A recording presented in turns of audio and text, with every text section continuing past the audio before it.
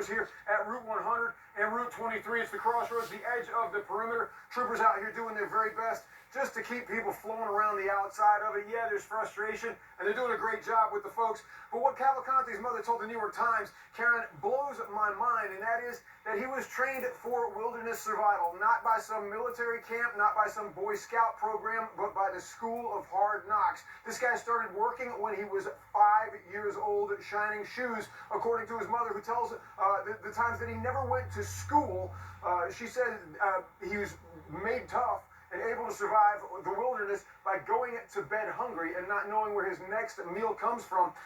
Listen, it's like we never left. The perimeter remains locked down here. Ridge Road to Pottstown Pike. 3 or 4 cruisers on Overwatch. They've been here all night, all day yesterday, the day before. One big difference this morning, Karen, is you pull down here to this intersection, you're not seeing as many ARs. They were loaded for bear yesterday morning, these state troopers. Every single one of them that I saw at least had an M16 strapped over their shoulder. A little bit less armed this morning, though the perimeter is still strong. We saw one guy in a Subaru a little while ago try to skirt around it. He's about 3 days late. He ought to know by now. He was stopped immediately and sent around the other way. Now, Karen, right now at this hour, Chopper's been circling for a while over a location about about a mile and a half from here on Kreiser Road, well within the perimeter. That is where Scanner tells us they have had infrared readings, infrared sightings of something on the ground. So that chopper continues to circle, and you can bet a lot of the troopers and local police are over there combing through the woods. Probably dogs, and maybe a drone or two at work as well. But in the meantime, Thomas, just to double down on what you said, Owen J. Roberts schools, they put the word out last night, yes. So there wouldn't be any guessing this morning. Yes, they will be closed all day, the whole district. And it's mainly due to the fact, obviously, that it's a distracting to have Cavalcante running around in the neighborhood or believed to be running around in the area. But they're using the school parking lots as staging areas. So you got a ton of police presence and some searchers, a SWAT team in school parking lots. That's why they're closed.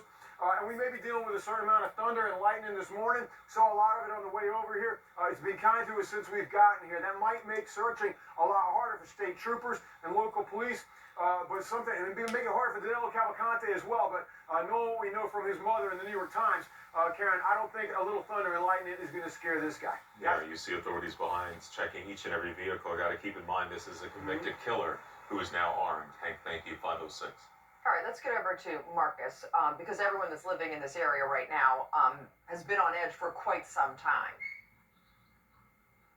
Karen, we're going on 2 weeks now, right? I mean, this is really incredible for what these residents have to go through and what they're dealing with. But that doesn't mean they're not plugged in. They're obviously watching us at home. We've had Facebook and YouTube live streams as well that thousands of people have been tuning into. So they're very much interested in finding out when this guy gets caught. And a lot of folks have even been listening into Scanners and trying to stay on top of what's going on.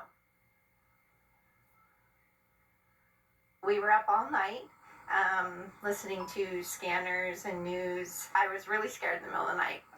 But this morning, the police activity, even in our neighborhood, has been like crazy. Work got canceled. You know, this guy's running around and can't work today. So